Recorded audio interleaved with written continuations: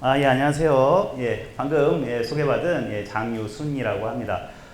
비가 오는데 이렇게 많이 와주셔서 너무 감사를 드립니다. 뭐 예상을 했지만, 오늘 뭐 날씨도 안 좋고, 그 다음에 요새 코로나 시대로 이렇게 뭐 유튜브로 같이 뭐 송출이 된다고 하더라고요. 그래서 같이 보시는 분이 뭐 얼마나 많으실지 모르겠지만, 뭐 나중에 뭐 보셔도 될 것 같기도 하고, 뭐 하여튼, 그래도 참석해 주셔서 감사드리고요. 준비한 내용 좀 말씀을 드리도록 하겠습니다. 제가 오늘 말씀드릴 내용은요, 해양 환경 시뮬레이션이라는 그런 타이틀을 달았습니다. 보시는 게 바다잖아요, 그죠? 바다예요. 제가 연구의 대상으로 삼고 있는 그런 대상체라고 할 수 있죠. 바다인데, 저는 뭐 아시겠지만 방금 소개드린 것처럼 공주대학교 사범대학교 지구과학교육과에서 근무를 하고 있습니다. 공주하면 사방이 이제 내륙으로 막혀 있죠. 여기 대구도 마찬가지죠. 주변에 해안가가 없어요. 그래서 아니 이 내륙에 사는 사람이 왜 바다 연구를 하느냐라고 말씀을 하시는 분들이 있습니다. 물론 바다 연구는 바다에서 하는 게 제일 좋죠. 이 사진은 제가 바다 가서 찍은 거예요. 제가 한 3년 전에 MIT 대학의 이 우주홀 해양연구소라는 데가 있습니다. 거기는 이제 보스턴에서 조금 밑으로 내려간 케이프 카드라는 되게 아름다운 해안 도시에 전 세계적으로 되게 유명한 이 해양연구소가 하나 있어요. 거기서 1년 동안 연구년을 보내고 왔는데 그때 이제 원 없이 바다를 많이 보면서 바다와 함께 1년 동안 뭐 연구를 뭐 했던 기억이 있습니다. 그런데 저는 바다를 직접 보고 관측하고 연구하는 사람은 아니고요. 꼭 바다가 없어도 컴퓨터로 가상으로 해양 연구를 하는 그런 사람입니다. 그런 방법을 이제 우리가 시뮬레이션이다라고 얘기를 해요. 그래서 오늘 그 얘기에 관해서 좀 열심히 준비를 처음에 했었는데 좀 과학터치 강연을 좀 돌려보니까 우리 초등학생들도 되게 많고 뭐 중학생도 되게 많고 주로 이제 초등학생들이더라고요. 그래서 초등학생들이 좀 이해하기가 좀 어려울 것 같다라는 생각이 들어서 좀 대폭 수정을 했어요.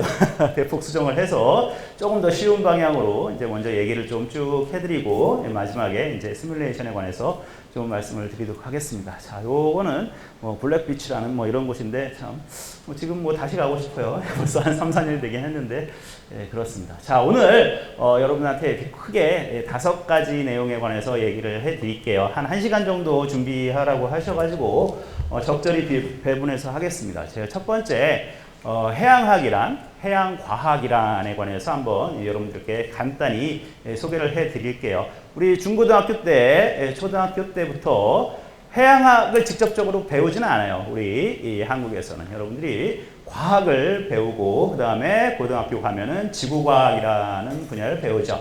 지구과학 중에서 해양에 관련된 부분들이 한 4분의 1, 뭐 한 5분의 1 정도 이렇게 나옵니다. 그 분야를 학생들이 배우면서 해양학이 무엇인가에 관해서 조금 알 수 있는 그런 기회가 있을 것 같긴 한데, 이 해양학이 뭐 우리나라에서는 뭐 그렇게 배우긴 하지만 해양 선진 국가들, 뭐 미국이나 유럽이나 이런 나라들은 아주 어렸을 때부터 배워요. 그래서 우리 초등학생들, 유치원 학생들한테 너 꿈이 뭐니? 이렇게 물어보면은 진짜 많은 학생들이 의외로 저는 오셔노그래퍼가 되고 싶어요 라고 얘기하는 학생들이 꽤 많이 있습니다. 그래서 약간 이제 이 교육 문화가 좀 다르긴 한데 하여튼 그렇습니다. 그래서 하여튼 해양 과학이 무엇인가, 해양학이 무엇인가에 관해서 잠깐 말씀을 드리고, 그 다음에 우리 열심히 이제 중고등학교 때부터 교과서에서 나오는 수온, 뭐 염분, 해류, 파랑, 조석, 뭐 이런 개념들이나 이런 분포에 관해서 기본적으로 해양학을 이해하기 위해서 여러분들이 이제 공부해야 되는 것들이 있거든요. 그거에 관해서 말씀을 드리고, 그 다음에 바다를 관측하는 방법, 그 다음에 이게 오늘 이제 메인 이슈인데, 바다를 관측하지 않고 컴퓨터로 시뮬레이션 하는 뭐 이런 기본적인 방법. 그 다음에 우리가 마지막으로 우리가 공부를 왜 해야 되는가. 우리 여기 온 친구들은 과학자 꿈인 학생들이 되게 많을 것 같아가지고 공부를 왜 해야 되는가. 그 다음에 어떻게 하면 과학을 잘할 수 있는가. 뭐 요거에 관해서 간단히 마무리하고 강연을 마치도록 하겠습니다. 자, 첫 번째로 해양학이란 무엇인가에 관해서 말씀을 드릴게요. 해양학도 사실은 범위가 상당히 많이 있습니다. 해양 물리학이라는 것도 있고요. 물리해양학이라는 것도 있고, 화학해양학이라는 것도 있고, 뭐 생물해양학, 지질해양학, 뭐 범위가 사실 많아요. 사실 많은데 저는 그 중에서 이제 물리해양학을 하는 사람이거든요. 그리고 우리 중학교 때, 고등학교 때 배우는 지구과학의 해양 분야의 해양 단원에 나오는 거의 대부분이 이 물리의 해양학에서 좀 다루는 그런 주제들을 여러분들이 아주 기초적으로 이제 배우는 겁니다. 자, 그래서 제가 물리의 해양학이 무엇인가에 관해서 말씀을 드릴게요. 아이고, 처음부터 영어가 나오네요. 죄송합니다. 좀 강의를 하려면 그래도 영어를 좀 쓸 필요가 있기 때문에 뭐 어려운 영어 아니에요. 자, 오션, 해양학의 영어는 뭐죠? 아까 잠깐 제가 말씀을 드렸는데 나는 해양학자가 되고 싶어요라고 하는 뭐 미국 꼬맹이들이 많다고 그랬죠. I want to be an oceanographer가 되고 싶어요라는 뭐 이런 친구들이 많아요. 그래서 해양학은 영어로 오셔너그래피입니다. 오셔너그래피. 그래서 오셔너그래피라고 얘기를 하는데 이 뜻을 잘 따져보면 오션은 뭐예요? 뭐 너무도 잘 알죠? 바다잖아요. 바다. 그죠? 바다, 뭐 마린 인바이런먼트다. 바다의 어떤 환경이다라는 얘기. 이 바다를 오셔너그래피 하는 게 해양학이에요. 그래피는 뭘까요? 그래피. 여러분들이 많이 아실 거예요. 그래피. 우리 뭐 혹시 아는 사람 있어요? 아는 친구? 너무 일방적으로 강의를 하면 재미없을 것 같으니까 우리 학생 혹시 그래피하다.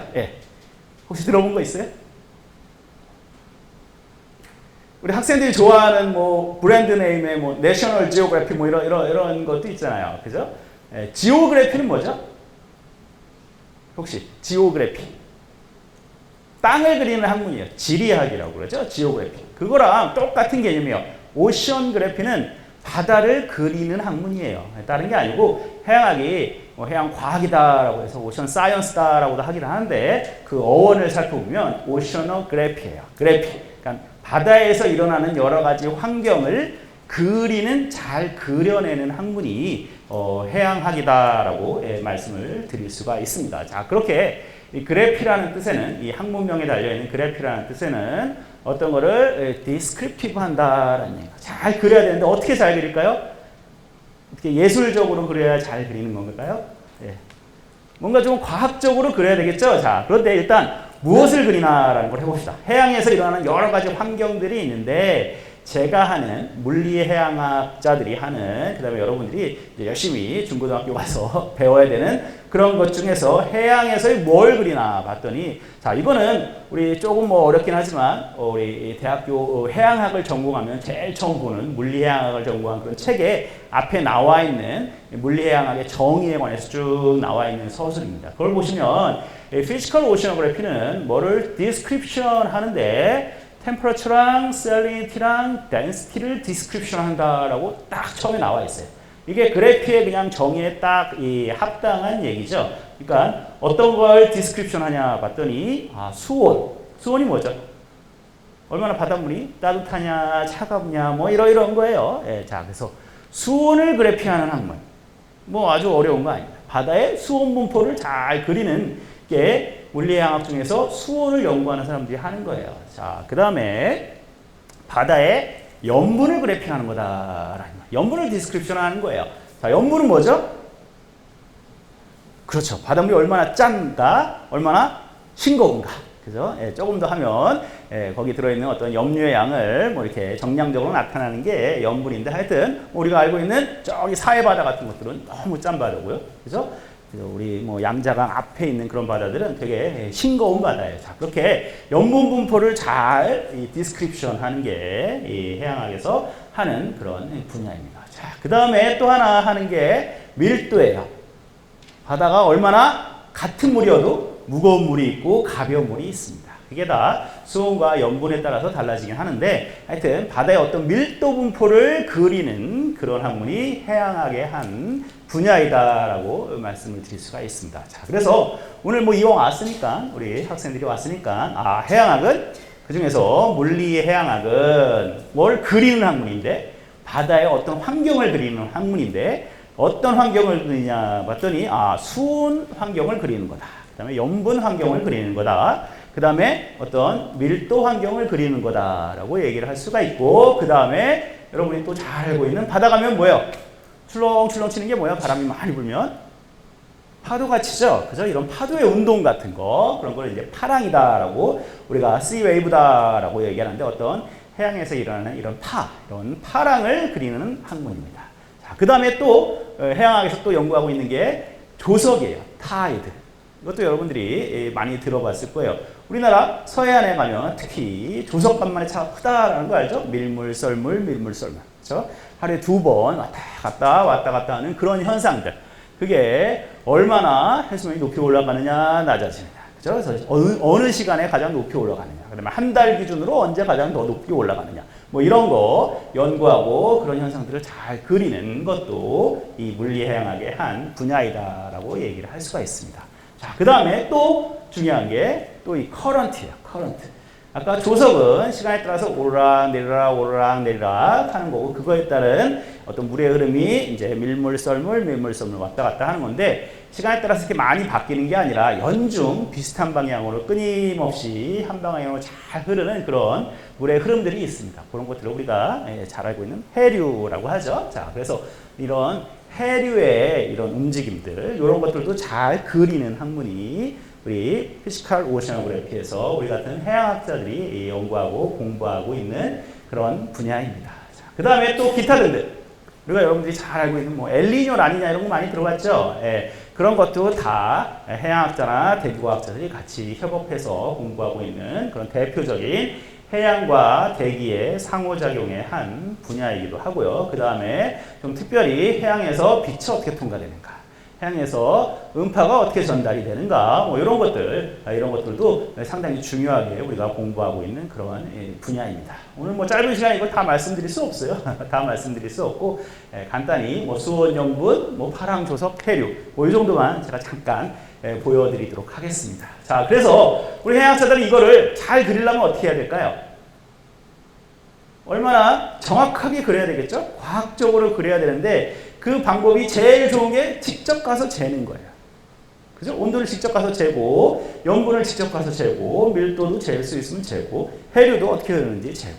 그죠? 이런 거를 직접 가서 잴 수 있는 방법들도 있고, 그 다음에 조금 더 쉽게, 쉬운지 어려운지 잘 모르겠지만, 앉아서 컴퓨터를 이렇게 가상으로 시뮬레이션해서 재현하는 뭐 이런 방법들이 있습니다. 자, 그래서 일단 오늘은 5가지 정도만, 수온과 염분과 해류와 조석과 파랑, 제가 계속 한 20년, 30년 동안 공부해 왔고, 지금 학생들을 가르치고 있고, 그 다음에 연구하고 있는 그런 테마들 중에 하나입니다. 자, 첫 번째, 해양학은 무엇을 그리냐? 자, 첫 번째, 우리 템퍼러처를 그린대요. 템퍼러처. 이게 수온이다라고 얘기했습니다. 왼쪽 그림은 우리 전지구 해양 표층수온 분포도예요. 그 다음에 오른쪽 그림은 우리나라 주변 해역 표층수온 분포도입니다. 여러분들이 뭐 중고등학교 때 가면 우리 지구과학 교과서에서도 잘 볼 수 있는 겁니다. 이런 거를 잘 그리는 그런 일을 하고 있는 게 해양학자들이 하는 거예요. 뭐 그냥 그린 것 같지만 그냥 그린 거 아니에요. 수많은 돈과 노력과 시간이 필요해서 이런 그림을 한 장 그려낸 겁니다. 뭐 전체적으로 분포를 보시면요, 뭐 아주 뭐 기본적인 내용만 조금 말씀을 드릴게요. 어디가 따뜻해요? 전 세계에 있으면 적도 부분, 열대 부분이 따뜻하죠. 그 다음에 위로 북쪽으로 갈수록, 그 다음에 남쪽으로 갈수록, 이렇게 고緯도로 갈수록 차가워지는 걸 알 수 있어요. 왜 그럴까요? 잘 알고 있습니다. 우리 열심히 잘 공부하고 아주 훌륭한 대답이에요. 그렇죠.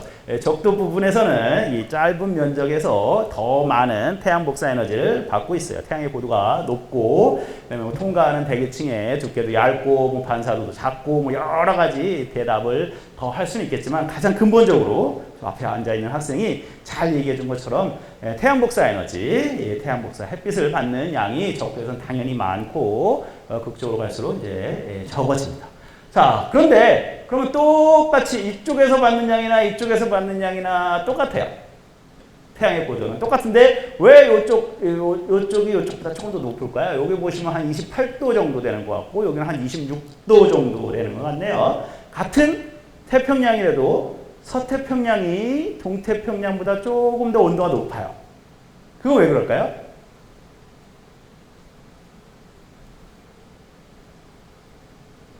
그러니까 우리가 하고 있는 일이 이런 거를 관측해서 그린 다음에 이런 분포가 왜 나타날까? 이런 거 궁금해하는 사람들이 해양학자들이에요.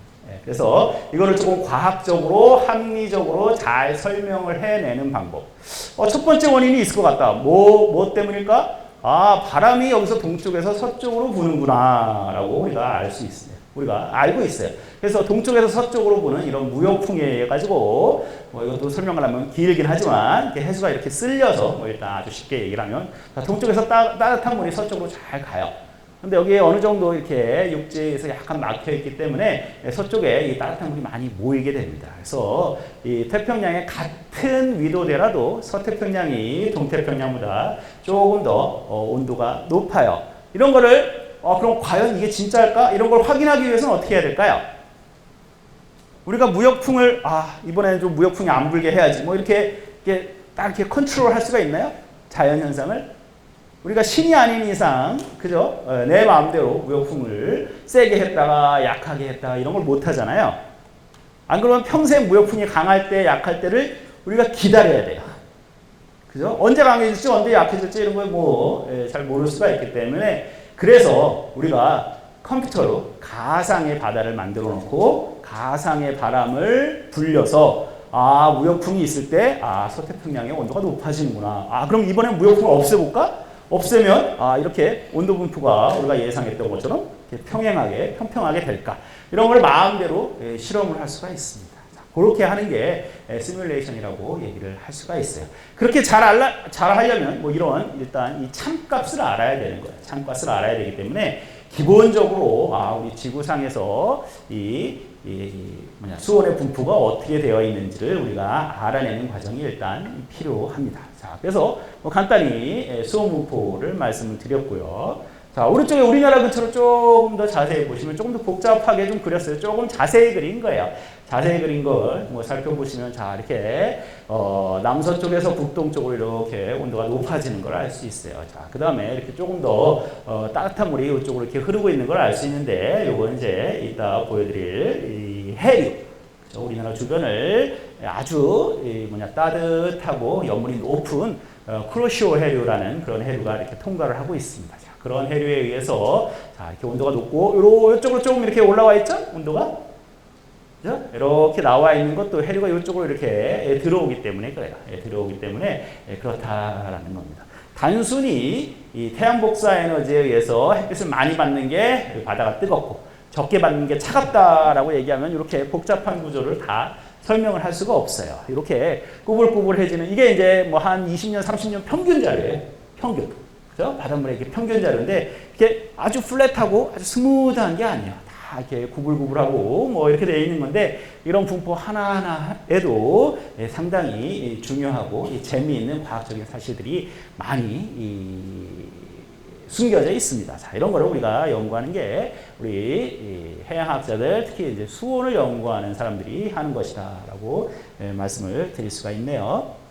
자, 그 다음에 해양 환경에 또 뭔다고 했죠? 염분, 그죠? 염분 분포예요. 염분을 보시면 이건 전지구 염분이고요. 이거 우리나라 주변 염분이네요. 자, 보시면 전지구 염분에 35 정도 되어 있네요. 이 35가 무슨 뜻일까요?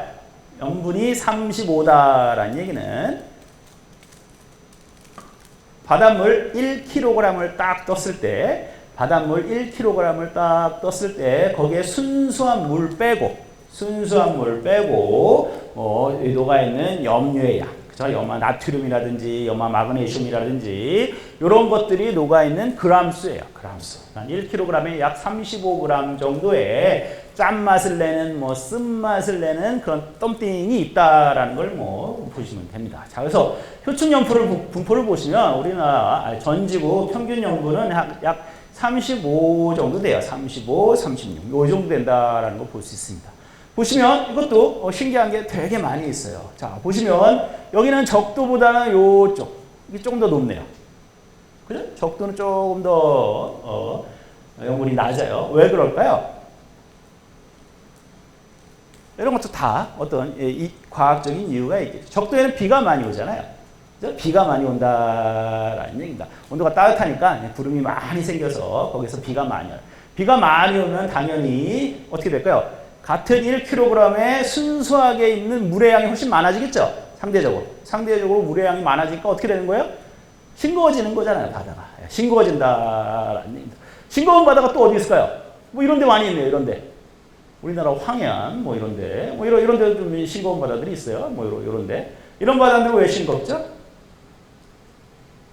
상대적으로 그죠? 강물이 많이 나오는 그죠? 뭐 이렇게 바다보다 덜 짠 강물이 많이 나와가지고 이렇게 희석을 시키잖아요. 자, 그래서 뭐 이런 염분이 낮은 바다들도 곳곳에 분포하는 것을 뭐 알 수가 있습니다.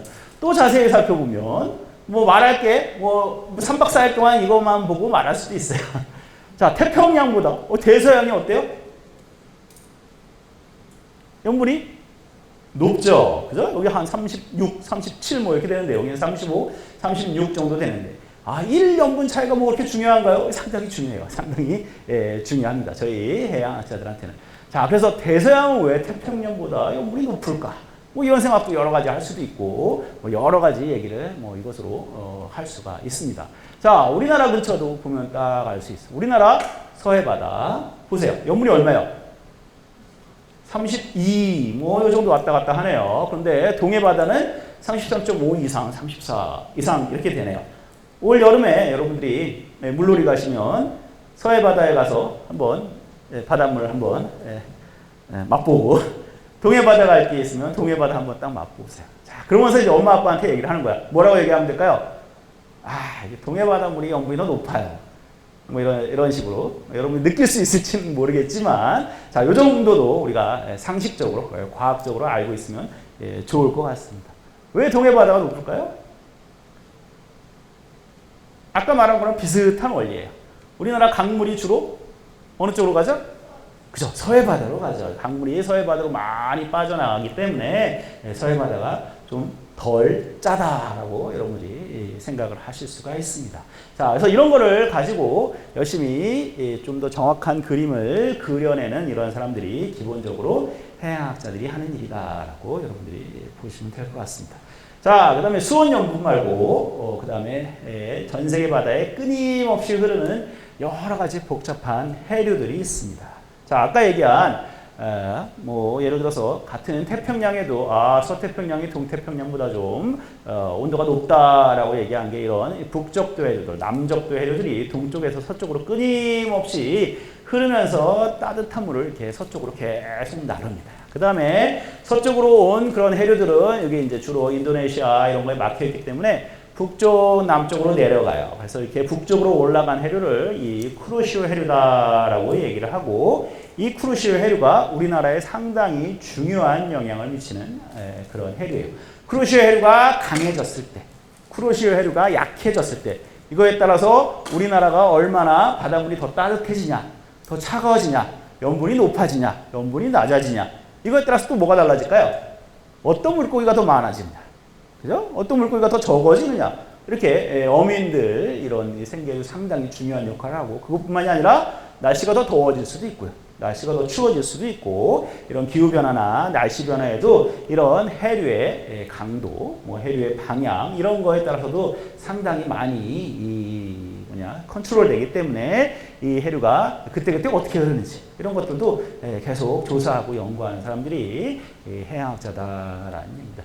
요 해류도 한 장이 그냥 손으로 쓱쓱 그린 것 같지만 이것도 아까 말씀드렸듯이 이제 뒤에 보여드릴 테지만 여러 관측이나 시간과 장비와 노력을 투자해가지고 만든 그런 그림이다라고 여러분들이 좀 가치 있게 생각을 해 주셨으면 좋겠습니다.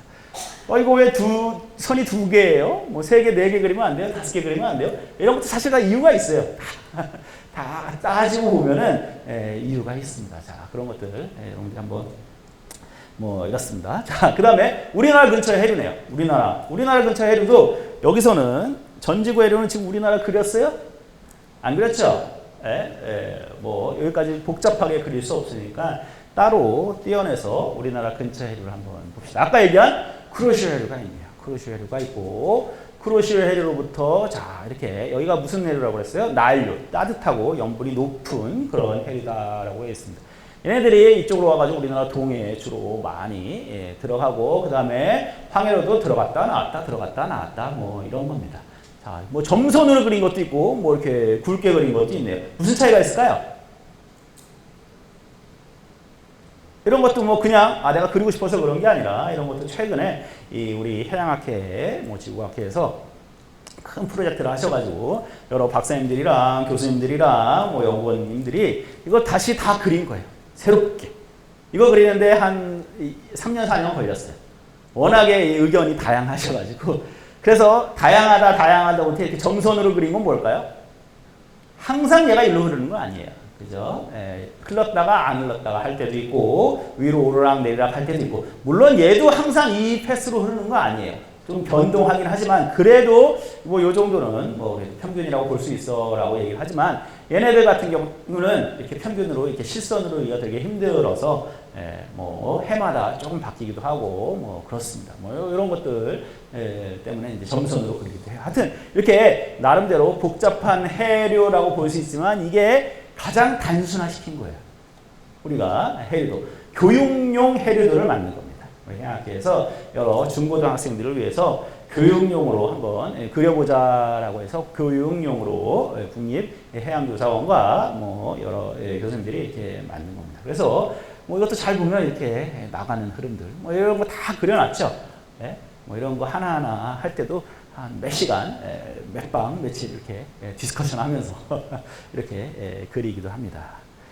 자, 그 다음에 이제 또 한 가지 요소가 있네요. 지금까지 뭐 했어요? 수온, 염분, 해류를 그린다라고 얘기했고, 그 다음에 조석 있네요. 타이드, 조석. 조석, 여러분들 혹시 제부도 가봤어요? 여기 대구에서 제부도는 조금 먼가요? 저는 이제 공주에 살기 때문에 공주는 대한민국의 중심 있기 때문에 동쪽으로도 많이 가고 서쪽으로도 많이 가고 뭐 하여튼 그렇습니다. 그래서 제부도 바라보고 이건 저희 이제 선배 교수님이 그냥 찍으신 거예요. 선배 교수님이 찍으신 사진인데 여기 보시면 이렇게 차가 쫙 제부도 들어간 차가 있네요. 그죠? 차가 있는데 뭐 같은 날 어떻게 될까요? 차를 그대로 세워놓으면 어떻게 될까요? 당연히 잠기겠죠. 이렇게 서해 같은 경우에는 인천항 같은 경우에 거의 한 하루에 조차가 클 때는 한 10m 정도 커요. 그죠? 10m 정도 왔다 갔다. 우리나라 서해안이 전 세계적으로 되게 조석간만의 사이가 큰 아주 유명한 곳입니다. 유명한 곳. 지형적인 영향이나 이런 것들에 의해 가지고 하여튼 조석이 상당히 많이 변하는 사이입니다. 그래서 어떻게 될까요? 물때를 잘 맞춰야 되겠죠. 잘 들어가려면. 그래서 여러분들이 이렇게 조석간만의 사이가 커가지고 다리가 생기는 뭐 이런 지역, 그다음에 다리가 없어지는 이런 지역, 유명한 지역들이 상당히 많이 있습니다. 제부도뿐만이 아니라 뭐 저기 진도도 있고요, 뭐 무창포도 있고 뭐 여러 가지 뭐 이런 데가 많이 있어요. 이때는 뭐 갯벌 같은 것들도 상당히 많이 서해안을 발달을 해가지고 뭐 관광이나 어떤 환경이나 이런 것들을 위해서 상당히 좋습니다. 하여튼 이런 조석간만의 차이 연구하는 것들도 우리가 타입입니다. 이걸 보시면은 이건 뭐 실제 데이터예요. 우리나라 인천 제가 10m 올라간다고 했죠. 한번 보세요. 그죠? 1000cm예요. 그럼 한 10m 정도 됩니다. 그죠? 가장 낮을 때부터 높을 때 이렇게 올라갑니다. 언제냐면 이거 2012년 자료네요. 실제 자료인데 2012년 9월 1일 이렇게 높아졌다 낮았다 높아졌다 낮았다 하는 게 하루에 2번. 이건 뭐 제가 그냥 집에 뭐 컴퓨터에서 그린 거예요. 학교 컴퓨터에서 뭐 이게 별다른 게 아니고 그냥 여러분들도 직접 이 데이터를 다운받아 가지고 글을 쓰고 있습니다. 그런데 한 달 주기를 보시면 어때요? 어떤 때는 이렇게 하루에 제일 낮아졌을 때가 한 1m 정도 되고 어떤 때는 한 9m. 그죠? 저기 쭉 바닷물이 빠졌을 때가 해수면 높이가 기준점으로부터 1m, 그 다음에 바닷물이 쫙 들어왔을 때 기준점으로부터 한 9m 될 때가 이렇게 있고, 어느 날은 그래요. 어느 날은 이렇다가 한 7일 정도 이렇게 지나면은 그죠? 빠졌을 때랑 올라갔을 때 이 높이차, 이런 걸 이제 조차라고 하는데, 조차가 여기는 뭐 한 2m, 3m밖에 안 되네요. 그죠? 그러다가 또 어느 날 또 갑자기 또 조차가 또 커지고, 그 다음에 어느 날은 조차가 작아지고, 뭐 이런 현상들이 일어납니다. 이거는 아주 옛날 때부터 우리 과학자들에 의해서 당연히 다 밝혀져 있는 그런 이론들입니다. 근데 이게 물론 지역에 따라서, 지형에 따라서 많이 바뀌고 있어요. 많이 바뀌고 있는 것들, 이런 것들도 최근에 제가 연구하고 있는 그런 테마이기도 합니다. 그러니까 점점 뭐 우리나라 지형을 간척을 하면서 해저 지형이 바뀌면서 이런 조석 변동이 어떻게 변하는가라는 뭐 이런 것도 아주 재미있는 주제이긴 해요. 하여튼 그런 걸 알려면 우리가 이렇게 오르락 내리락하는 이유, 그죠? 그다음에 어떨 때는 이렇게 조차가 크고 어떨 때는 조차가 작은지 그런 이유들도 여러분들이 다 알아야 되겠죠. 뭐 시간만 있으면 제가 열심히 설명해 주고 싶지만 이런 것들은 여러분들 아마 이 정도 수준은 여러분들 고등학교 때 배워요. 고등학교 때 지구과학 시간에 배우니까 우리 지구과학 선생님들한테 여러분들이 잘 배웠으면 좋겠습니다. 아주 재미있고 아주 명쾌하게 설명을 할 수 있는 부분들이 있습니다. 이런 조석 변화 같은 것들은. 자, 그 다음에 같은 조석이어도요. 같은 조석이어도 뭐 여기 보시면 인천항, 동해항, 군산, 목포 제가 4지점에 대해서 조석 변동 그래프 다운받아가지고 이건 이제 국립해양조사원이라는 이런 사이트에 들어가면 여러분들이 확인을 할 수가 있습니다. 보시면 이게 하루예요. 하루. 딱 하루 동안 인천에는 오르락 내리락 오르락 내리락 이렇게 높게 하네요. 그렇죠? 근데 인천 말고 그 밑에 군산은 오르락 내리락 하는데 어때요? 오르락 내리락 하는 그런 폭, 그죠? 조차가 좀 작죠? 그죠? 군산보다, 인천보다 군산이 좀 작아요. 좀 작고 그 다음에 가장, 그죠? 해수면이 높을 때 밀물이 딱 완전히 끝까지 들어왔을 때 고졸 시기가 인천보다 조금 일찍 나타나요. 그죠? 좀 일찍 나타나는 그런 특징들이 있습니다. 자, 목포를 보시면은 조금 더 뭐예요? 조석 간만의 차가 낮아요. 같은 날인데도 낮은데 조금 더 일찍 나타나요. 예? 이런 특징적인 아주 규칙적인 분포가 우리나라 남해안부터 서해안을 쭉 따라 올라가면서 이런 조석 변동들이 아주 잘 나타납니다. 반면에 동해안은 어때요? 동해는 거의 조석이 없다라고 보면 돼요. 그래서 우리나라 동해랑 우리나라 서해는 상당히 환경이 다릅니다. 엄청나게 다릅니다. 아까 염분도 다르다고 그랬죠? 아까 염분도 어디가 더 짜다고 그랬어요? 기억나시나? 동해가 더 짜다고 그랬죠. 그렇죠. 잘 기억하시네요. 예, 마트 뭐 그렇듯이 뭐 수온 염분만 다른 게 아니라 이렇게 조석간만의 차, 뭐 이런 거 타이드의 이런 차이도 상당히 다른 바다입니다. 그래서 우리 해양학자들은 동해랑 서해는 완전히 다른 바다라고 생각해요. 우리 일반인들이 그냥 보기에는 거의 똑같은 바다다라고 생각할 수 있지만 상당히 환경적으로 엄청나게 물리적인 환경이 다르다라는 것들을 여러분들이 아실 수가 있습니다. 자, 그래서 이렇게 타이드를 그리기도 하고, 자, 하나 남았습니다. 파도 치는 것도 그리기도 해요. 요거 같은 경우에는 왼쪽은 제가 찍은 사진이 아주 옛날 제가 한참 해양을 열심히 공부해야지라고 대학원 때 2006년이네요. 2006년 6월 달에 배 타고 태평양을 간 적이 있습니다. 배 타고 호주까지 갔어요. 네, 해양 관측하려고 배를 타고 호주로 쭉 가다가 정확히 어디에서? 네, 정확히 적도 바다에서 바다가 너무 이뻐가지고 딱 찍었던 기억이 있습니다. 적도 무풍대라고 하죠. 적도 무풍대.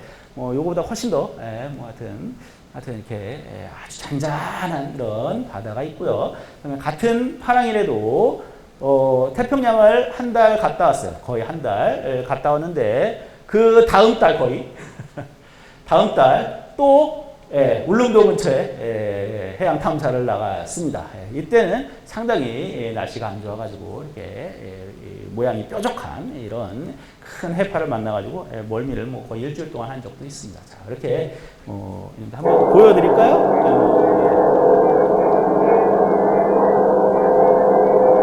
여러분들 졸리실까봐 해양학자들이 직접 가서 바다를 관측하기 위해서는 이렇게 현장에서 날씨가 안 좋고 이게 아주 옛날 때 그냥 제가 아주 후진 핸드폰으로 찍은 것 같아가지고 이런 파도를 헤치면서 관측도 하고 그 다음에 조금 더 정확한 그죠? 조금 더 정확한 파랑 분포랑 뭐 이때 당시에 수온 염분 관측하라고 한 거예요. 수온 분포, 염분 분포를 확인하기 위해서 실제 배를 타고 멀미를 해가면서 아니면 뭐 한 달 동안 큰 바다에 있으면서 관측을 합니다. 자, 그래서 이렇게 아까 얘기한 수온과 염분과 그 다음에 해류, 그 다음에 조석, 그 다음에 파랑 이런 해양 환경을 나타낼 수 있는 그런 물리량들이라고 할 수 있어요. 그런 지시자를 오션 그래피, 그죠? 잘 그래피하기 위해서는 필수적으로 우리가 뭘 해야 된다?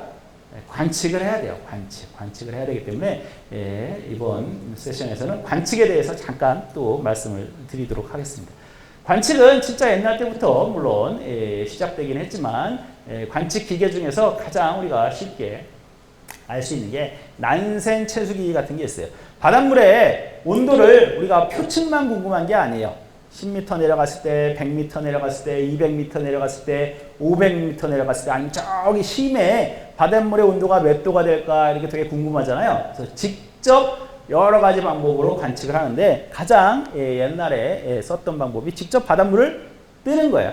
바닷물을 뜨는 겁니다. 그래서 한 10m 내려갔을 때, 20m 내려갔을 때, 30m 내려갔을 때 버튼을 딱 누르면은 통이 열려 있다가 딱 막아요. 바닷물을 딱 막아서 그쪽에 물을 딱 떠오고 그 다음에 20m, 30m 딱 물을 떠와가지고 직접 선박으로 올려가지고 거기에 온도도 확인하고 거기에 들어있는 뭐 플랑크톤 같은 것도 확인하고 그 다음에 녹아있는 뭐 용존 기체, 용존 산소, 이산화탄소 이런 것도 확인을 하면서 연구를 했습니다. 자, 그러다가 조금 더 발전을 한 해양 관측기기가 XBT라는 관측기기예요. 이거 같은 경우에는 항상 물을 떠가지고 수온을 관측할 수가 없으니까 직접 그냥 이렇게 생겼어요.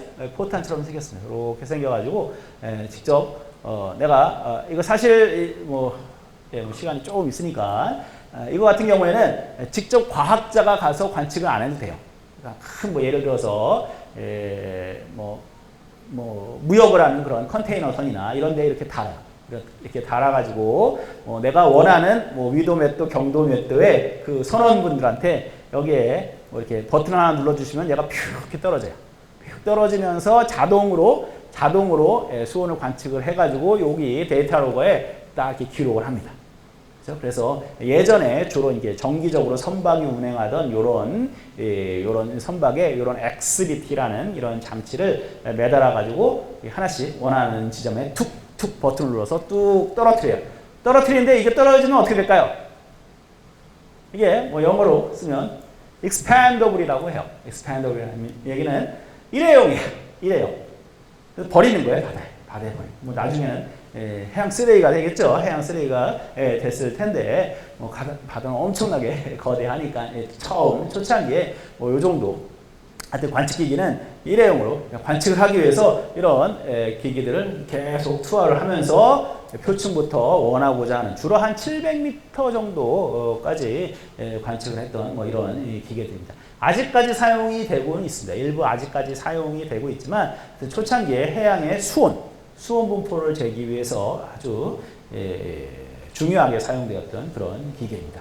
자, 그 다음에 요새는 어떤 기계를 사용하느냐 봤더니 요새는 CTD라는 기계를 사용해요. CTD는 뭐의 약자냐면은 Conductivity, Temperature, Depth의 약자인데 Conductivity는 무슨 뜻이냐면은 전기를 얼마나 잘 흐리게 하느냐, 전기 전도도의 약자예요. 아까 수온 다음에 우리가 염분을 잰다고 그랬잖아요. 바닷물에. 염분이 얼마나 안에 들어있는 이 염류의 양이 많으냐라는 것을 재는 그런 걸 나타내주는 단위인데 안에 들어있는 염류가 많으면 많을수록 전류를 잘 통할 수가 있어요. 잘 통할 수가 있기 때문에 이렇게 거꾸로 전류를 잘 통하는 것들은 염분이 높을 것이다 라고 그런 기법을 이용을 해가지고 이 해양의 전기 전도도를 재고 그 다음에 수온을 재고 깊이를 재는 겁니다. 그래서 이렇게 생겼어요. 한 3천만 원 정도 되거든요. 이렇게 생겼습니다. 요거는 익스펜더블이 아니에요. 비싸기 때문에 그냥 떨어뜨리는 게 아니라 연구선이 가서 요 CTD 기계를 쭉 내립니다. 그래서 표층부터 원하는 수심, 이건 거의 한 2000m까지도 막 내려가요. 쫙 내려가서 수온과 염분과 그때의 이 깊이, 사실은 이제 압력을 측정을 하는 건데 그때의 수압을 같이 측정을 하면서 이 전 세계 바다를 연구선들이 돌아다니면서 조금 더 정확한 수온 염분 분포를 얻기 위해서 노력을 합니다. 요거 뭐 영상이 하나 있는데 한번 보시겠어요? 예. 이렇게 생겼어요. 아이고, 죄송합니다.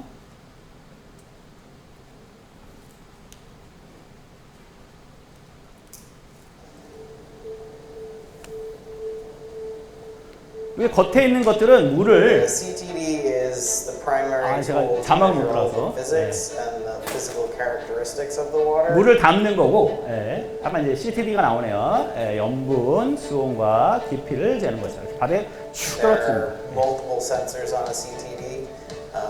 There's oxygen sensor, transmissometer, which measures how much particles 수온 are in the 연분 water. 말고 뭐, There's a PAR 예, sensor, 뭐 which 산소 재는 measures 뭐 how 이런 much irradiance 크로필 재는 from the 그런 sun 센서도 같이 gets 난다라는 down 설명이 to 나와요. certain depths. We have an altimeter, which tells us how far from the bottom 자, of the 안에 sea CTD가 we 있고 are. 밖에 있는 거는 Helps us 아까 to 말한 채수기를 같이 짜는 거예요. into the bottom. 그래서 그 깊이에서 이제 물을 직접 뜨는 것도 필요하니까 뭐 이런 관측도 가능합니다. 생각보다 Another 크죠? advantage to a CTD, in this case, it's a real-time CCTV that communicates 장점이 all 리얼타임 the data CCTV라고 하네요. in 한번 real time 봅시다. up a conductive sea cable to the ship. And from there, 자, 이렇게 내려가면 you can 실제 see what 자동으로 pressure it's at in that 관측자료가 case, 쭉 depth, 이렇게 how much 획득이 돼요. chlorophyll is in the water, how much 이거는 oxygen 해수에 is 있는 in the 크로필의 water. 양, 그다음 And 해수에 from 있는 there, you can 산소의 decide 양, where you want to actually close 이런 것들이 bottles, which in this case, there's 잘 획득이 24 different 됩니다. bottles attached to this carousel. When we see something interesting, a 아까 이야기했던 spike 것처럼 or 물을 a 직접 drop of 뜨기도 하고 oxygen or something that's kind of unique, we can close the bottle at that exact 그래서 이런 depth. 것들은 이제 실험실에 직접 가져가서 좀 더 정밀한 연구를 하겠죠. The biologists and chemists can do whatever analysis they want on the water. 자, 그래서 다시 이제 올라오고 뭐 이런 관측을 반복을 하게 됩니다. 자, 그 다음에 또 한 가지 이제 유속을 재는 방법이 있어요. 실제 유속을 재는 방법이 어떻게 보면 해양 관측 중에서 가장 어렵다고 할 수 있어요. 가장 어려운데 이거 같은 경우에는 어떤 지점에 가가지고 자, 우리나라 뭐 태평양이면 태평양이 한 깊이가 한 4km 정도 되거든요. 4km까지 쫙 이렇게 라인을 달아가지고 이게 뭘까요? 뭐 배로 치면 배 정박할 때 쓰는 닷 같은 거예요. 아주 무거운 추를 밑에 딱 답니다. 딱 달고 내가 원하는 이 RCM이라는 게 이제 유속을 재는 장비예요. 풍향풍속계랑 비슷한 장비예요. 이런 것도 있고 이제 쭉 바다에 뜨게 하기 위해서 이런 부표 같은 걸 이렇게 달아요. 그래서 내가 원하고자 하는 지점에서의 유속. 그렇죠? 그러니까 뭐 한 2,000m에서 유속, 뭐 한 500m의 유속 이렇게 재고 싶으면 유속계를 달고 계속 이렇게 둥 뜨게 만든 다음에 이렇게 쫙 라인을 만들어 놔요. 라인을 만들어 놓고 여기다 깃발 하나 세우고 이제 연구선은 다시 집으로 가는 거죠. 그래서 이렇게 무인으로 전체 바다에 이렇게 쭉 이렇게 이런 유속계들이 이렇게 심어져 있습니다. 자, 이런 걸 우리는 이제 계류한다라고 얘기를 합니다. 이게 이제 바다는 뭐 파도도 치고 막 바람도 불고 막 그렇잖아요. 그 다음에 중간에 만약에 고기 잡는 그런 선박들이 막 지나가고 나면 막 이런 게 막 걸릴 수가 있겠죠. 그럼 이런 사람들이 이걸 막 끊을 수도 있어요. 이거 끊으면 위에 끊으면 어떻게 될까요? 얘가 가라앉겠죠. 그럼 이 관측 기계들은 어떻게 될까요? 잊어버리는 거예요. 잊어버리는 거예요. 그래서 예전에 이렇게 해양에서 직접적으로 이런 유속을 재는 방법이 되게 힘들었습니다. 되게 힘들었음에도 불구하고 이렇게 실제 현장에서 뭐 이런 관측을 많이 했던 기억들이 있어요. 자, 그래서 이런 관측을 쭉 정리를 해보면요. 아주 예전에 1980년대 전에는 XBT라는 관측이 있었다고 얘기를 했어요. 아까 이거 점점 있다고 했죠? 이거 점점점이 뭘까요? 배가 지나간 자리예요. 그렇죠? 배가 지나가면서 여기에서 XBT를 쫙 투하를 하면서 이 선에서의 수온 분포를 다 얻은 거예요. 그죠? 근데 우리 과학자들은 여기서만 수온을 알면 어떡해요? 다른 데도 알아야 되겠죠? 뭐 이런 데 알아야 된다, 이거예요. 이런 데 궁금한 거죠. 그래서 이런 한계점이 있었어요. XBT는 뭐 이런 한계점이 있었고, 일회용이고, 뭐 수온만 관측하고, 그 다음에 분포가 좀 한정돼 있다라는 한계점이 있었는데, 그 다음부터 인공위성이 이제 올라가서 전 세계 표층 바다 분포는 확실히 알게 됐습니다. 확실히 알게 됐는데, 우리가 궁금한 게 표층만 궁금한 게 아니죠. 그렇죠? 중층도 궁금하고 심층도 궁금하기 때문에 이런 인공위성 가지고도 또 한계가 있습니다. 한계가 있어요. 자, 그래서 실제 연구선으로 가서 아까 보여드렸던 CTD, 그렇죠? CTD 같은 걸로 이런 부분적으로 막 메꾸면서 이제 관측을 많이 해요. 근데 이 CTD 관측 같은 경우에는 되게 정확하고 되게 정밀한 관측 기계예요. 관측 기계인데 비싼 관측이라고 제가 표현했는데 왜 비쌀까요? 연구선이 가야 돼요. 연구선도 가야 되고 거기 안에 당연히 선장님도 가야 되고 기관장님도 가야 되고 항해사님도 가야 되고 그다음에 조리장님도 가야 되고 그렇죠. 예. 그 과학자만 타는 게 아니에요. 자, 그래서 큰 연구선을 운행하기 위해서는 여러 가지 인력과 예산이 들기 때문에 뭐 이렇게 전 세계 바다를 이 잡듯이 우리가 관측을 할 수가 없습니다. 자, 그래서 최근에 나온 관측기기가 아고플로트라는 관측기기예요. 요거는 뭐 들어보신 분 있지만 요건 제가 이제 자막을 달았습니다. 한번 보세요. Scientists on research ships can sample the ocean only briefly, so they deploy automated devices for long-term ocean monitoring. 참고로 제가 단 게 아니라 저희 This float 학교 학생들이 달아서 research program called 열심히 ARGO. 공부하는 It 학생들. measures ocean conditions that drive events. 자, 요건 관측기계는 직접 이렇게 투하를 해요. 선이 달린 게 Like a 아니에요. hot air balloon, it drifts along on slow-moving currents in the deep sea. The float dives by mechanically decreasing its volume in the water, and it descends to as far as 2 kilometers, more than a mile, to survey otherwise unmeasured underwater regions. Submerged for up to 10 days, the float can be programmed to stay at one depth or to move up and down to follow changing conditions. 자, 어느 지점에서 야고플로트가 떨어뜨리면 얘가 심층으로 들어가서 심층으로 따라서 이렇게 떠다니다가 부여하다가 temperature and salinity, collecting an up-to-date profile 올라옵니다. of the 올라오면서 conditions. 수온 연분을 관측을 해요. 관측을 하고 At the 직접 surface, the float 그 관측한 데이터를 바로 위성으로 쏴가지고 데이터를 우리가 연구실에서 아주 편하게 수집을 할 수가 있습니다. Details unavailable without ARGO. 그래서 이런 작업을 계속 반복을 해요. 3년에서 한 5년 정도 계속 반복을 합니다. 이게 전 세계에서 지금 뭐 한 3,000개 이상 있어요. The ARGO program 이제 will apply 조금 더 real-time 획기적으로 ocean data for immediate 획기적으로 우리가 전 세계 해양을 자동으로 관측을 할 수가 있게 됩니다. 그래서 21세기에 들어서 이런 아고플로트라는 이런 자동 무인 해양 관측기가 생기면서 뭐 해양이 조금 더 급속하게 발달했어요. 급속하게 발달하고 최근에는 조금 더 원하는 지역에서 좀 더 세세하게 관측할 수 있는 이거는 뭐 소위 말하는 해양 드론이라고 할 수 있어요. 드론, 해양 조사 드론이에요. 제가 원하는 지역에 가면서 수온 연분을 관측할 수 있는 이런 이 해양 장비 기술이 발전을 하면서 조금 더 해양이 발전을 했습니다. 자, 여기까지가 이제 관측에 대한 내용이에요. 한 10분 남았는데 이제 본격적으로 제가 하고 있는 조금 뭐 모르겠습니다. 어렵지 않을 거예요. 자, 그래서 우리 해양학자들이 하고 있는 하는 주 연구 목표가 이거예요. 정확한 해양 상태를 알고 싶은 거예요. 아까 오션을 그래피하는 거죠? 정확하게 그래피하고 싶어요.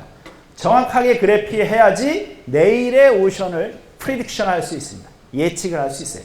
내일의 바다는 어떻게 될 것인가? 10년 후의 바다는 어떻게 될 것인가? 그러기 위해서 오늘날의 상태를 정확히 알아야 되는데 그러기 위해서는 계속 제가 설명드린 관측을 해야 돼요. 자, 이게 바로 아까 보여드렸던 CTD 그림이네요. 해양 관측을 해야 되는데 얘 뭐가 문제가 있었어요? 이런 관측 자료를 다 관측하기가 힘들어요. 관측하기가 다 힘들고 그 다음에 우리가 관측을 해봐야 수온, 염분, 유속 뭐 요 정도입니다. 그렇죠? 조금 더 다양한 뭐 이런 것들을 관측할 수가 최대한 많이 관측하려고 노력하지만 현실적으로 많이 힘들다. 그래서 저희가 하는 게 뭐냐면은 가상의 해양을 만들어서 컴퓨터로 조금 더 정확한 시뮬레이션을 해보자라고 하는 게 우리 시뮬레이션, 해양 환경을 시뮬레이션하는 그런 학자들이 하는 일이에요.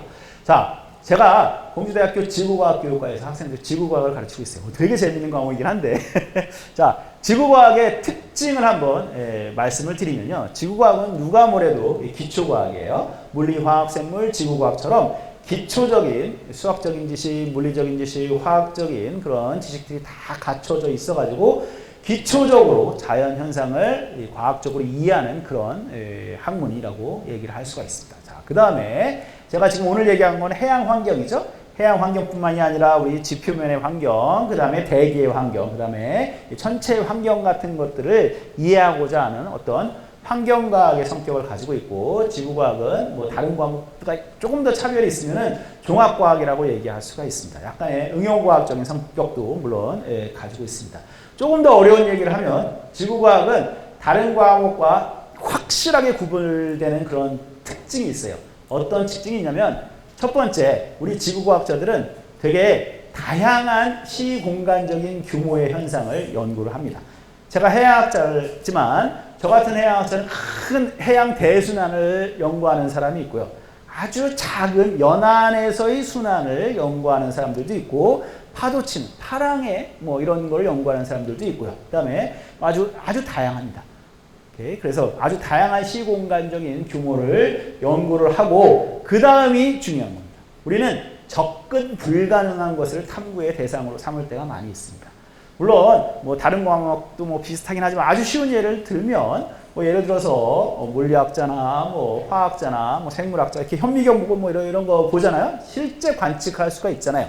실제 관측하는 거를 대상으로 연구를 하는데 우리 지구과학자는 그렇지가 않아요. 뭐 해양 순환이라고 해도 만약에 내가 심층 순환을 연구하고 싶어요. 저기 4km, 5km에 있는 심층의 바닷물이 어떻게 움직이는가 이런 걸 연구하고 싶은데 4km, 5km 직접 가가지고 관측할 수가 없습니다. 아주 쉽게.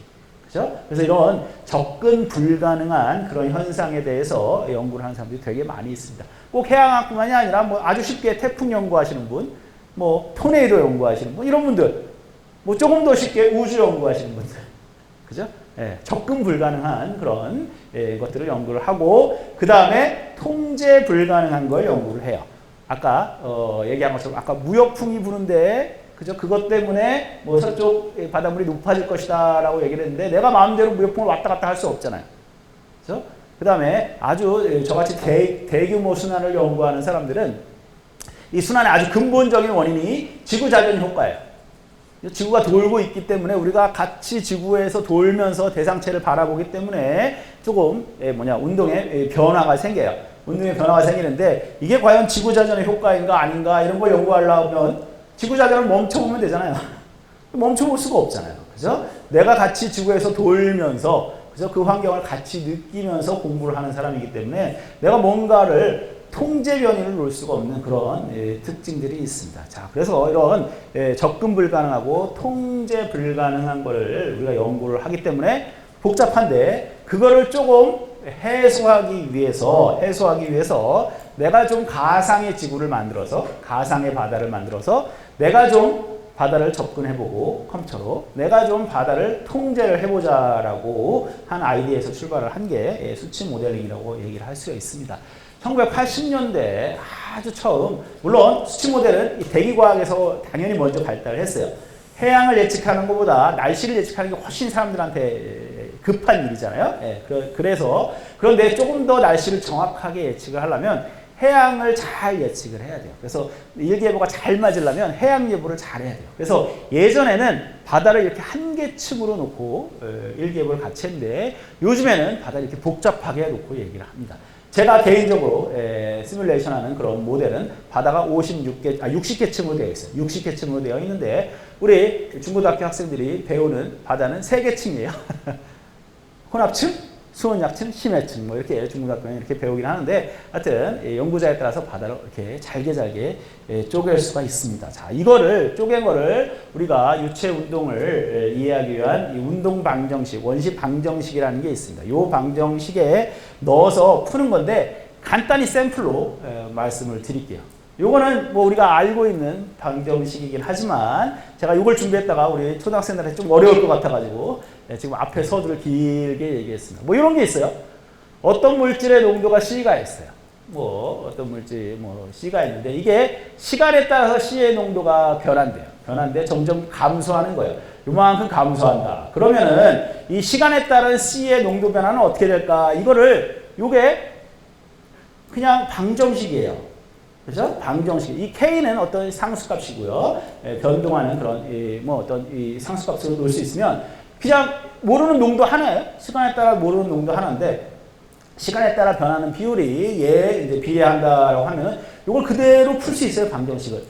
요게 이제 미분 꼴이 들어가서 미분 방정식이다 사실 얘기를 하거든요. 이거를 그냥 그대로 풀면 이렇게 돼요.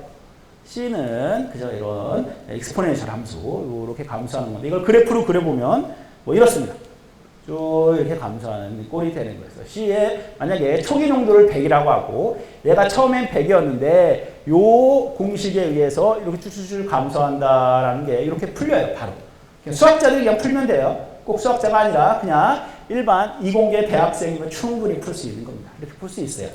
자, 이런 방정식이 있는데 아까 잠깐 보여드렸던 이런 방정식이 있거든요. 이런 방정식은 어떻게? 수치적으로 풀리지가 않아요. 그래서 만약에 이걸 내가 몰라. 이거 푸는 방법을 모르겠어. 그죠? 수학적으로 몰라요. 수학적으로 모르면 이거를 조금 무식하게 풀 수 있는 방법이 있습니다. 자, 이렇게. 시간에 따라서 C의 변화가 내가 시간에 따라서 미래의 농도에서 현재의 농도를 빼면 그게 현재의 농도랑 똑같다라고 놓으면은 이게 어떻게 되냐면 미래의 농도는 현재의 농도에다가 뭐 그대로 이렇게 곱한 거예요. 이렇게 곱한 거 아시죠? 델타 T로 여기다 딱 곱하고 그 다음에 이렇게 넘겨서 C로 딱 묶으면 됩니다. 그래서 1 델타 T 곱하기 K 곱하기 C의 N 이렇게 됩니다. 그래서 현재의 농도, N이 현재의 농도고 N 플러스 뭐 1초의 농도다라고 생각을 해보시면 돼요. 그래서 1초의 농도고 시간 가격은 1초다라고 하면은 자, 1초의 농도는 현재의 농도에다가 가로 열고 1 1초 곱하기 0.0000 이게 이제 K 값이 0.005다라고 치면 그러면은 1초의 농도가 계산이 돼요. 오케이? 1초의 농도가 계산이 되면은 그 다음에 또 2초의 농도를 알 수가 있어요. 그 다음에 2초의 농도 값을 알면 여기다 넣으면 또 3초의 농도 값을 알 수가 있습니다. 그렇죠? 이런 방법에 의해서 요거를 수학적으로 풀지 않아도 초기값만 알게 되면은 미래값을 풀 수가 있는 겁니다. 미래값을 계산할 수가 있어요.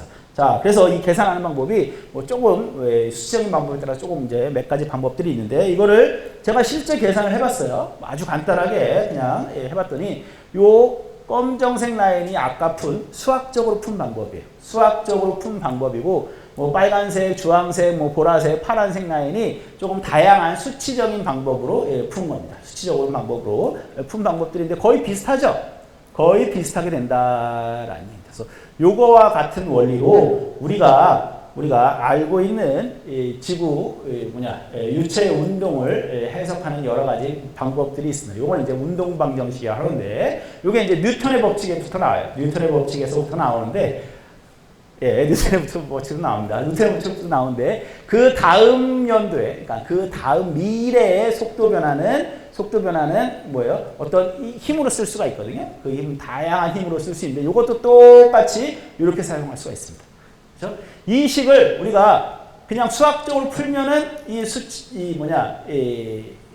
시뮬레이션을 할 이유가 없어요. 딱 수치적으로 V는 얼마고 딱 풀어지는데 이게 사실 풀리지가 않는 아직까지 우리가 못 푼 난제 중에 하나예요. 그죠? 그래서 수학자들도 아직 풀고 있는 그런 수학적으로 풀 수 있는 수학적으로 못 풀기 때문에 이런 거를 컴퓨터를 이용해서 푸는 방법들이 있습니다. 그래서 이런 복잡한 이런 식들을 아까랑 똑같은 원리에 의해서 초기값만 알게 되면 옆에 값들, 그 다음에 미래 값들까지 다 알 수가 있는 게 시뮬레이션의 한 방법이다라는 걸 여러분들이 간단히 소개시켜 드릴게요. 자, 그래서 전체 바다를 이렇게 박스로 나눠요. 박스로 쭉 나눠가지고 한 곳의 값을 알면은 옆에 값도 알 수 있고 밑에 값도 알 수 있고 깊이도 알 수 있고 미래의 값도 알 수 있는 그런 수치적인 방법들이 있습니다. 자, 그래서 이런 수치 방법을 이용해서 시뮬레이션을 하는 게 해양 시뮬레이션이에요. 그래서 시뮬레이션을 하려면은 이게 단순히 계산을 한 번만 하면 되는 게 아니에요. 아까 제가 아주 간단히 보여드렸듯이 이건 3번 했잖아요. 3번을 했는데 이거는 한 지점인 거예요. 한 지점. 그런데 바다는 한 지점이 아니죠. 얘도 있고 옆에도 있고 옆에도 있고 옆에도 있고 있습니다. 그렇죠? 그래서 바다를 아주 잘게 쪼개가지고 모든 지점에서 같은 계산을 해야 되고 한 층만 있는 게 아니죠. 제가 몇 개 층이 있다고 그랬어요. 제가 하는 모델은 60개 층이 있다고 그랬죠. 그죠? 밑에 60개도 해야 되고요. 그 다음에 매 1초마다 계산을 할 수도 있고, 뭐 0.1초마다 계산을 할 수도 있고, 그래요. 그거를 우리는 몇백 년, 몇천 년. 그죠? 내가 1000년 후에, 뭐, 예를 들어서 이 지구의 바다의 온도를 알고 싶다. 뭐, 이렇게 계산할 수도 있잖아요. 그러니까 엄청나게 많은 계산이 필요합니다. 자, 그래서 우리가 기상청이나 이런 데서 사용하는 슈퍼컴퓨터를 사용을 하게 돼요. 그래서 저희 같이 좀 큰 규모의 운동을 시뮬레이션 하는 사람들은 이렇게 필수적으로 슈퍼컴을 씁니다. 그래서 슈퍼컴 우리나라 제가 처음에 한국에 왔을 때 사실 이제 저 이제 미국에서 공부하다 왔는데 한국에 왔을 때 우리나라 슈퍼컴 이 순위를 조사를 해봤더니 91등, 92등이더라고요. 그래서 이런 것들이 계속 추적을 해본 결과 1년도 안 지났는데 136등, 137등이 됐어요.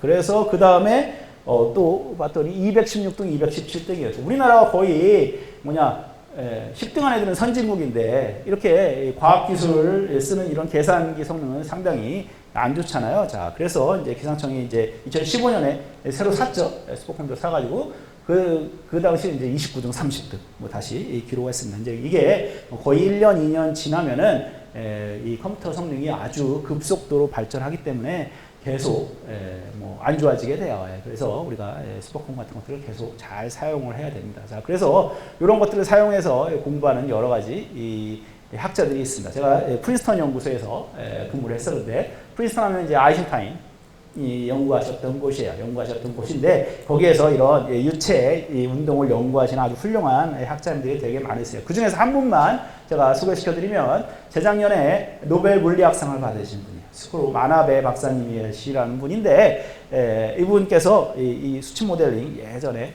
지구 뭐 온난화의 그런 이 트렌드를 이런 컴퓨터 시뮬레이션을 통해 가지고 연구를 하셨던 뭐 이런 분이십니다. 이런 분이 이걸 인정을 받으셔가지고 노벨상을 받으셨어요. 제가 앞에를 좀 길게 한 것 같아가지고 지금 빨리빨리 하는데 좀 이해를 해주시기 바랍니다. 아까 그래서 이런 이 GFDL 그 프린스턴 연구소에서 시뮬레이션한 그런 이 모델들을 결과를 잠깐 소개시켜 드릴게요. 자, 전 세계 해양을 이렇게 이거 0.1도로 나눈 거예요. 0.1도로 나눠가지고 이거를 컴퓨터로 시뮬레이션하면 이렇게 해류가 흐르는 것들을 잘 묘사할 수가 있습니다. 이게 실제 흐르는 해류랑 거의 비슷한 모습이에요. 거의 비슷한 모습이어서 자 이렇게 자 상당히 이 해류가 에너지틱하게 에너지 있게 전 세계 해양을 흐르고 있다라는 겁니다. 이게 이제 슈퍼컴퓨터로 묘사한 이런 시뮬레이션 결과입니다. 슈퍼컴퓨터가 뭔가 자동으로 계산을 해주는 건 절대 아니에요. 과학자들이 다 계산을 하게 시키고 슈퍼컴퓨터는 되게 빠른 컴퓨터예요. 빠른 계산을 빨리 해주는 컴퓨터입니다. 자, 그래서 아까 그 수치적, 그러니까 해석적으로 풀 수 없는 운동 방정식을 수치적인 기법을 이용을 해가지고 어떤 초기값을 잘 주게 되면은 주변의 어떤 해양의 상태 같은 것들을 잘 모의할 수 있게 된다라는 게 해양 시뮬레이션입니다. 시간이 좀 지나가지고요. 뭐 요 정도까지 보여드리도록 하겠습니다.